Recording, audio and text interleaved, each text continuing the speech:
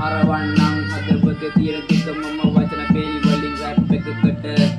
අහගන්න වාඩි වෙලා ඔතනම හොඳටම කියලා දෙන්න හදන්නෙම ජීවිතේ දුක ගැන ජීවිතේ කොට කටුකයි දුකයි සුන්දර විදක මල් පිපේ හතු පිපේ මේක තම ජීවිතේ කතාවම ලියන්නම යදන්නෙම එක වචනෙන් පටුනක මගේ හදවතේ ඇවිලෙන දුක හදවත සිදුරු වෙලා හොඳටම කැඩිලා ජීවිත අපලොඟටම ගොඩක් කෙලවලා යනවා විතරයි හදමුණ වෙන්න තියෙන කොට ඉන්නවා වටේටම සෙනගම පිරිවර මගේ වටේටම